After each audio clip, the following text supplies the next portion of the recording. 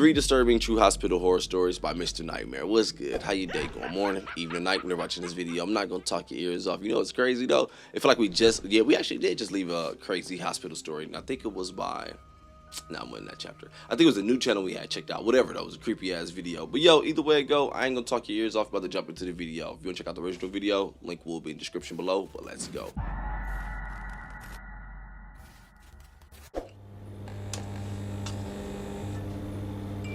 Oh, hold on. That quality is freaking low. That must says 144p. Stop playing. Let me go back. Hold up. Here we go.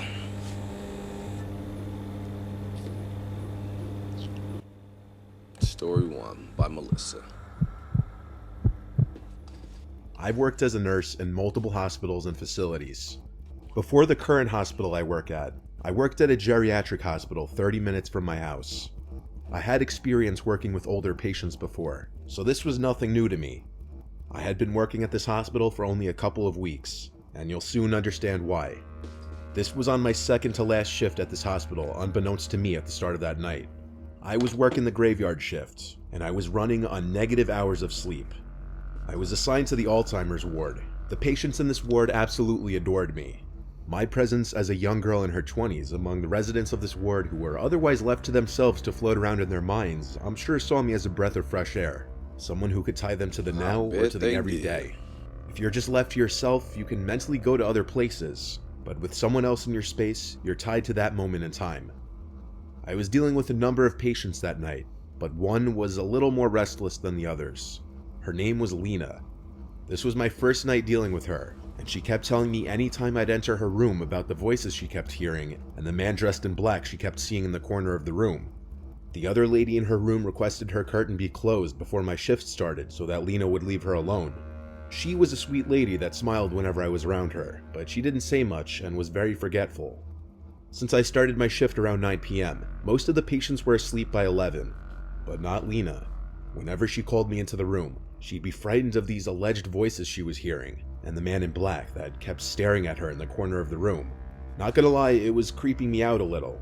I believe that in her mind she was seeing— I believe that is actually somebody in that damn room though. I don't know. Hearing Let's these see things. It was hearing, and the man in black that kept staring at her in the corner of the room. Not gonna lie, it was creeping me out a little. I believe that in her mind she was seeing and hearing these things, and I sympathized with her because I imagined them to be very scary. But still, I tried my best to calm her down and get her to go to sleep.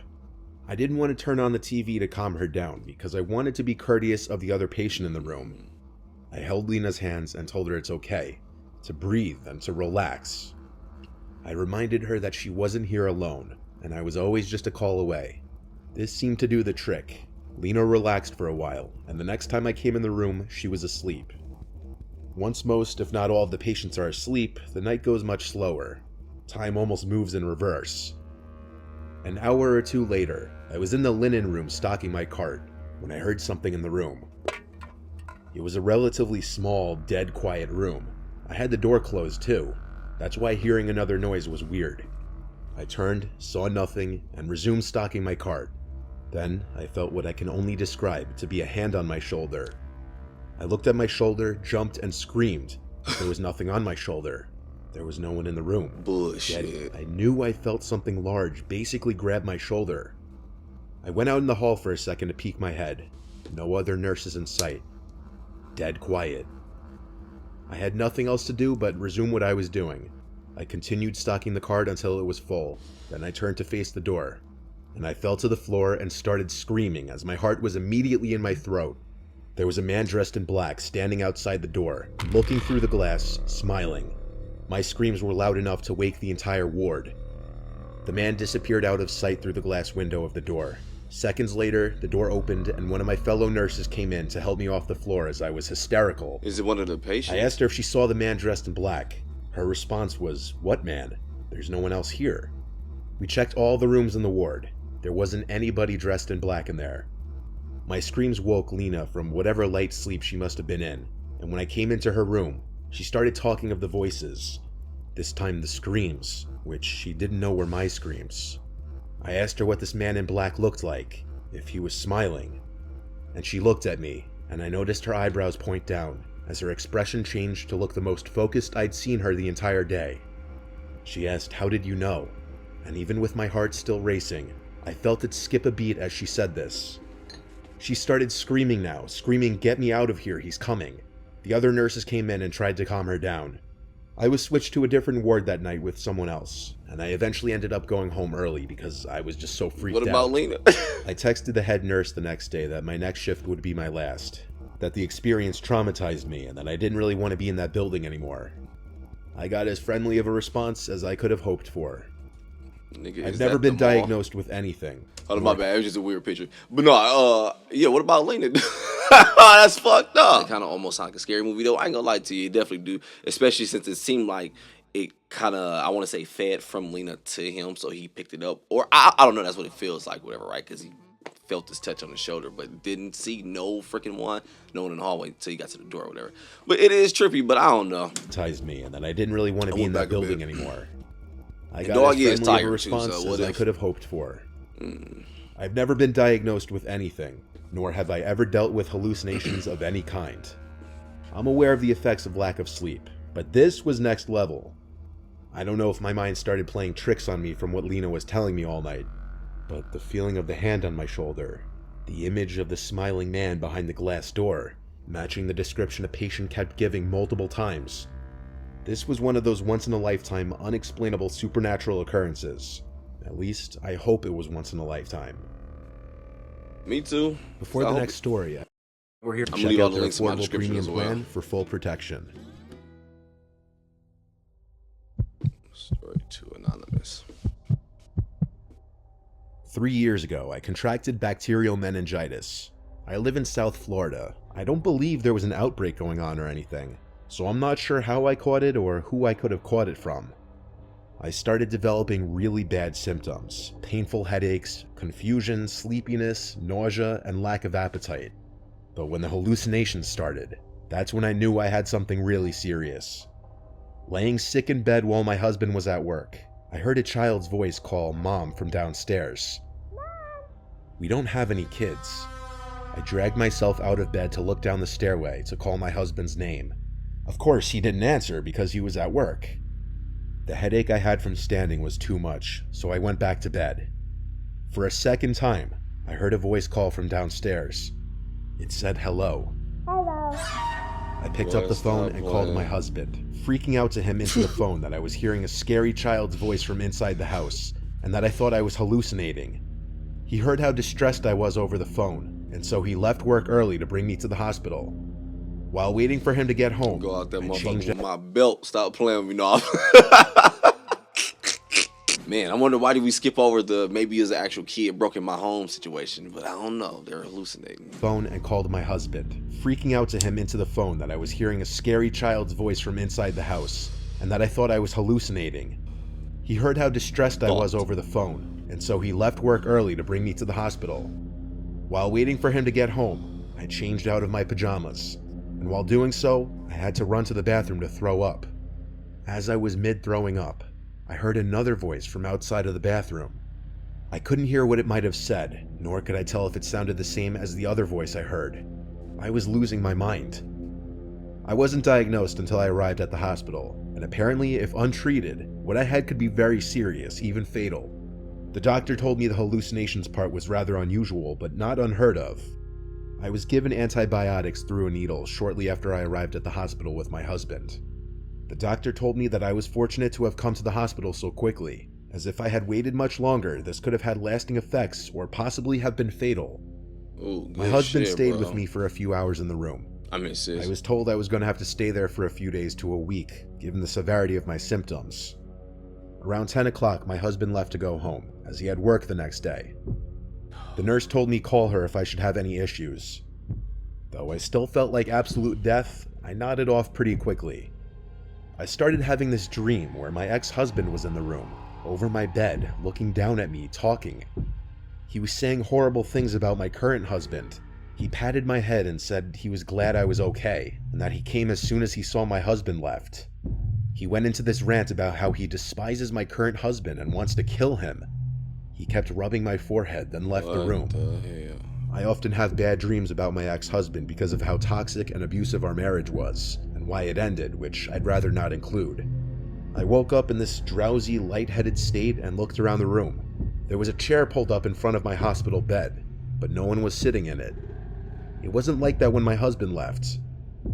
It was still the middle of the night, so I went back to sleep. I woke up the next morning to the nurse in the room. I told her about the weirdly vivid dream I had, and she laughed and told me that wasn't a dream, that my cousin came to visit me last night. I told her I don't have any cousins that live in this state. She looked more serious now and said, "Well, someone who said they're your cousin David visited you late last night." David was the name of my ex-husband. I knew it. After explaining better, the nurse got a doctor, and the doctor told me the antibiotics may have caused delirium, which hindered my ability to recognize sleep from wakefulness, hence why I was so vividly hearing what David was saying. I called my husband to tell him what happened, and of course he was livid and concerned. He came back again that night after work. But that day, I texted David, asking what the hell he was thinking visiting me, and how did he know I was in the hospital. My text delivered, but he ignored it. I sent a follow-up, telling him I heard all of his threats towards my husband and that I'd be getting police involved. And minutes later, he responded saying, "I never made any threats towards your husband. I was simply there when I heard what happened to make sure you were okay. You must have heard things in your sleep." I responded, "Stay out of my life or I'll get police involved again." He didn't respond after this. I never told my husband about the threat. Yeah, still should have been there though, because it was a toxic relationship. Because first I was about to say, well, wait, maybe they just ended and he really cared about her, so he just thought something was gonna happen, so he wanted to see her. But like, no, it was a toxic relationship. I don't give a fuck if you're here or not. Like, don't come. Probably We're okay. Some threats out you must there. have heard things in your sleep. I responded, "Stay out of my life or I'll get police involved again." He didn't respond after this. I never told my husband about the threats I heard in my drowsy half-asleep state, because I didn't know if they were real or not. With a mix of the antibiotics and my already having weird audible hallucinations the day before, I don't think it's impossible that what I heard wasn't actually what was said. But I could be wrong. I left the hospital the next week.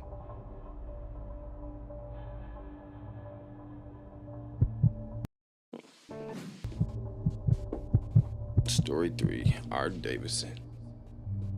I once matched this girl that I'm still friends with on Tinder, named Francesca. She seemed cool right from the bat. She had a sleeve of tattoos on her left arm, red highlights in her hair, and she had in her profile that she loved to work out. One of her pictures was taken on the rooftop of this cool-looking building with a sick view. I asked her where it was, and she told me it was some abandoned hospital on the edge of town that's super cool to explore at night and super easy to get into. There's usually one cop patrolling the huge parking lot at night to deter trespassers. But she said it was super easy to circumvent. She came up with the idea of us going there together as our first date of sorts, if you want to use the word date.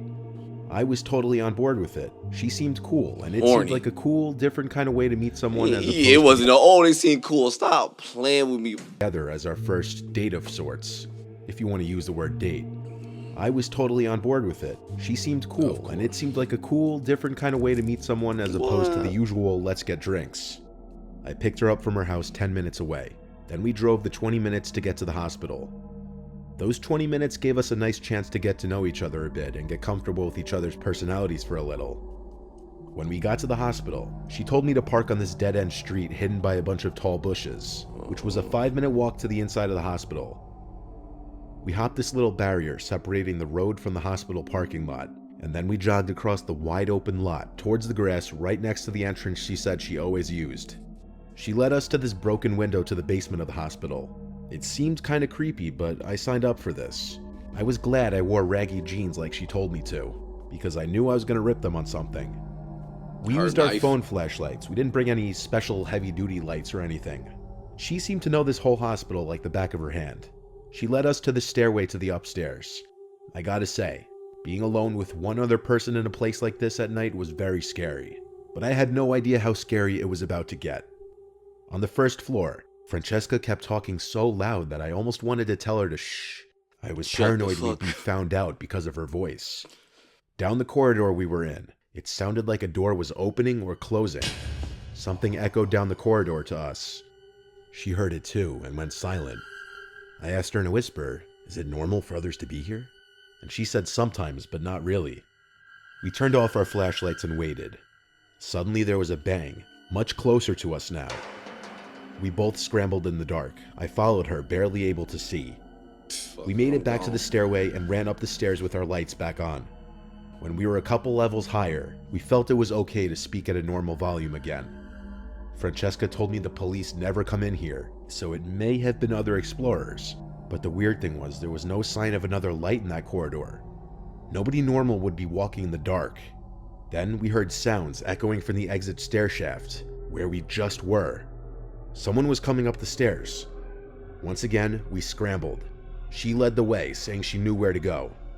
We ran for a few minutes through this maze of a building. I was truly freaking out. It seemed like we were being followed, and I wasn't sure if I would rather have it been the cops or someone else. She led us to this mini outside spot. We weren't on the highest rooftop, but I guess we were on what you would call the rooftop of this level. We stopped to catch our breath. The whole being followed thing was killing the vibe completely. Even she seemed concerned, and I looked to her as the expert with this place. After a few minutes, we relaxed a bit and went through this broken window into the ceiling of this one large room. This part was scary because she wanted to walk along these long, narrow wooden planks with a 10-foot drop below us. Man, A fall from this height would cause injury, but I didn't want to seem like a pussy. I followed her across this sketchy long wooden board until we got to the top of this pillar where one board stopped and another one started. We sat on this pillar to just chill and talk, with our legs dangling over the edge overlooking the darkness below. Would have been It dope. was creepy in there, and I thought we were all alone, until there was a sound from below us. It sounded like someone walking. Our presence was already made known to whoever was in where there, you gonna run? so we turned on our flashlights and aimed them down below. And right below us, standing at the pillar, looking up at us, there was this 40-something-year-old man in a black Carhartt beanie, wearing a black jacket and black sweatpants. He smiled at us and said in this creepy deep voice, "Come on down," as he was waving us to come down. Pockets. I asked, "Are you police?" He disregarded my question as if he didn't hear me and repeated, "Come on down," with his creepy smile. Francesca and I got up scared and started walking back across the narrow piece of wood. I was even more scared of falling now than before. I had no idea what that man would do to us. As we were about halfway across, the man hurried out of the room below us through a door. He was most definitely going to try to catch us. We had to hurry. We made it across and tried to get out of there, knowing that man was dangerous. As we were running down the stairs in a shaft on the opposite side of the hospital, we heard the door a few flights above us open and slam shut, and then footsteps stomping down the steps. He somehow had followed us. We were hauling ass as if we were running for our lives. We made it back to the first floor, and we ran back to the opposite side of the hospital where we entered from. We went back to the basement and climbed through the broken window. The whole process of climbing through that window was haunting, because I went out second, and I was afraid my legs would be grabbed. That's why I was like chuckle a bit, dog. I hate when we get to these parts when we listen to horror stories and shit, where it's like, or we're watching some scary, where you see someone going upstairs or going through a window, whatever. Dog, it's like, oh my gosh, because now I feel it my damn self, and me being second. Look, no, all jokes aside, I would go second. I ain't gonna lie to you. Look at you dead in your eye, dead ass. I couldn't do that, dog. I ain't that kind of man. I can't even lie to you. Even though I'd have been pissed because you brought me here, I'd have been more mad at myself anyway. Because like, yeah, that I should have never met up with you anyway. The fact that we were both comfortable just coming to this place as strangers in the freaking dark together, like, it's weird to me on both sides. Like, no, because I'd have been worried like what you gonna do and why you ain't worried about what I'm gonna do. And I don't know. I mean, but hey, as we hear, some people, hey, they just live different. They just live, dog. It's like, take these risks. That's what they do. We went back to the basement and you climbed get through the reward broken sometime. window. The whole process of climbing through that window was haunting, because I went out second, and I was afraid my I would have legs been pushing her grabbed ass. at I any ain't gonna moment. count. But I Get think your by that motherfucking point we ass. lost the man. We ran back across the parking lot back to my car, and when we made it, first thing we did was lock the doors and catch our breath again. And laugh. That was a complete nightmare, and somehow, us getting through it together created a sort of instant bond between us. Of course. We drove away from there and stopped at a Wendy's to get food and just collect our thoughts in the car. We chilled for an hour just talking, and then I dropped her off.